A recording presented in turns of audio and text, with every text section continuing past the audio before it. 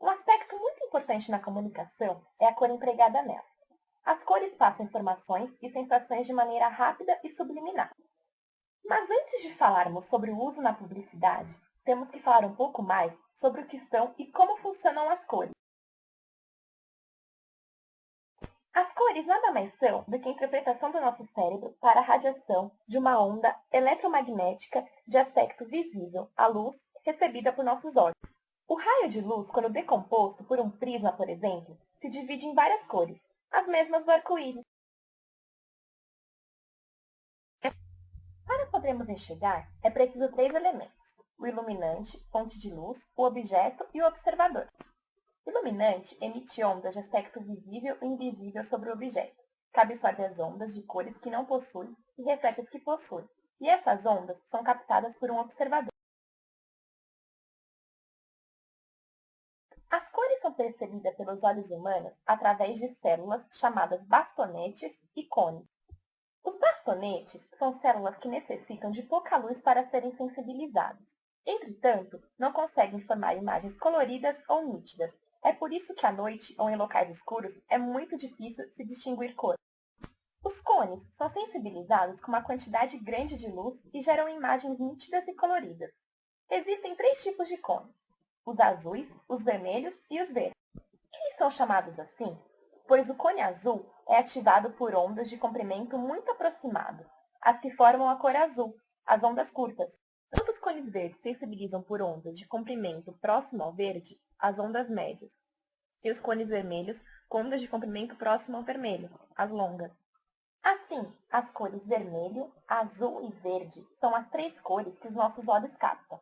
Todas as outras cores que vemos são formadas a partir da combinação dessas três. Existem dois tipos de cores, as aditivas e as subtrativas. As aditivas, ou cor-luz, têm como cores primárias o vermelho, azul e o verde, e são observadas quando se decompõe a luz solar. A soma das três cores luz primárias é a cor branca, a luminosidade máxima. Já as cores subtrativas, ou cor-pigmento, têm como cores primárias o cian, magenta e amarelo, CMYK. E são cores que tentam imitar os fenômenos da cor-luz, podendo ser obtidas de material vegetal, mineral, animal ou até mesmo químico. A soma das três cores pigmento primárias é a cor preta, a luminosidade mínima. Algumas doenças podem alterar a forma com a qual as cores são percebidas pelo ser humano. A mais conhecida delas é o daltonismo, que é uma alteração nos cones. O portador da doença não possui a combinação normal destas células receptoras de luz vermelha, verde e azul. Essa condição afeta diretamente na forma com qual as cores se comunicam com o indivíduo. Outro ruído que pode haver na comunicação entre cores do ser humano é a diferença da percepção entre homens e mulheres. O gene X é responsável pelos cones. Pelo fato de a mulher possuir dois genes X, elas possuem maior quantidade de cones, o que possibilita a percepção mais detalhada de tonalidade e saturação. Homens não veem as cores com tanta nitidez. Estudos apontam que as cores têm efeito emocional, psicológico e até mesmo físico nas pessoas. Para que possam ser bem aplicadas, foram desenvolvidas várias teorias sobre as cores e desenvolvida uma tabela de reações esperadas de quem as vê. Vermelho é a primeira cor que o olho enxerga pela manhã que a criança reconhece. Transmite desejo de alcançar e tocar. Geralmente, os brinquedos preferidos das crianças são os vermelhos.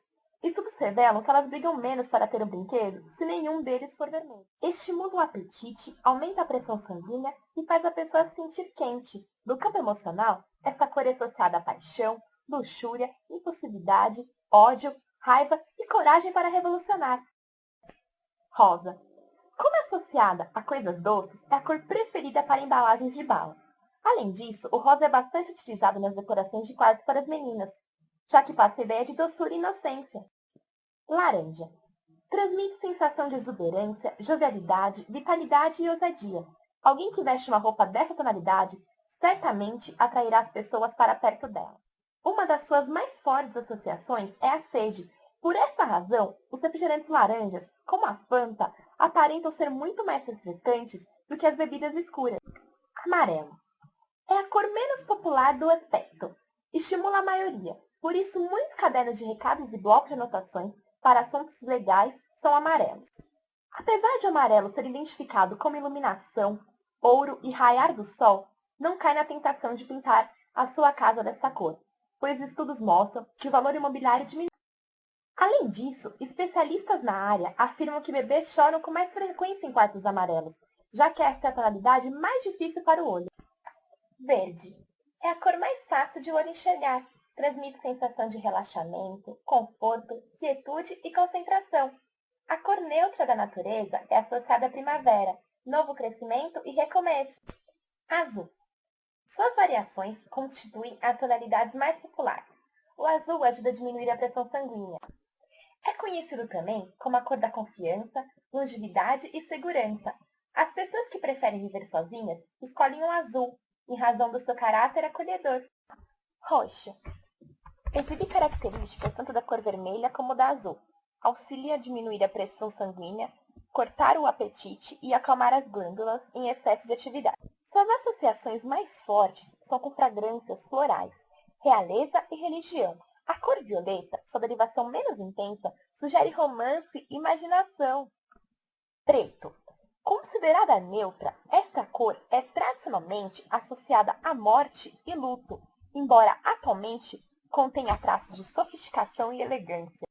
O preto sugere dignidade, poder, secularidade, indiferença, intimidação e mistério.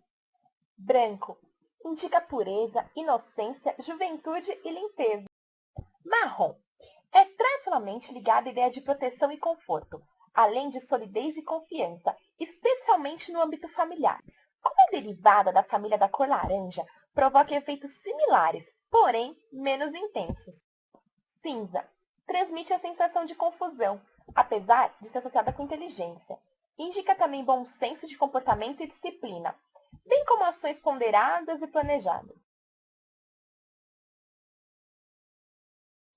Pensando nesses aspectos de cores e seus significados, a publicidade pode começar a trabalhar a criação de peças utilizando as cores que certamente irão passar a imagem desejada. Alguns bons exemplos de estudos de cores na produção de embalagem e logos são das marcas Coca-Cola e McDonald's. A Coca-Cola utiliza o vermelho na maior parte de seus produtos, remetendo ao calor, mas este calor é quebrado pelo frescor representado pelas bolhas d'água desenhadas nas latas. Já no caso do McDonald's, são usadas as cores amarela e vermelha. O amarelo forte é usado para gerar ansiedade, o vermelho para dar fome, e os dois juntos presente em grande quantidade dentro das lanchonetes desta empresa. Estimulam seus clientes a comerem em demasia e rapidamente, pois a presença dessas cores gera um certo desconforto se visualizadas por muito tempo. O vermelho também é muito utilizado por diversas empresas e marcas de todos os segmentos, pois além dos efeitos já citados, também é uma cor facilmente reconhecida pela maioria das pessoas, inclusive por alguns portadores de alterações, como o daltonismo. Cada cor passa a sua imagem e atrai certo tipo de pessoa. Ao criar ou modificar logos e anúncios, deve-se ter em mente que imagem esta peça quer passar. Esta imagem chega ao consumidor através de formas, tipologia e principalmente das cores. Porém, as cores não são escolhidas por acaso. Seu efeito é subliminar, o que torna a reação do observador incontrolável e natural a seu ver. Torna-se fundamental o conhecimento profundo da psicodinâmica das cores para que a reação desejada seja alcançada.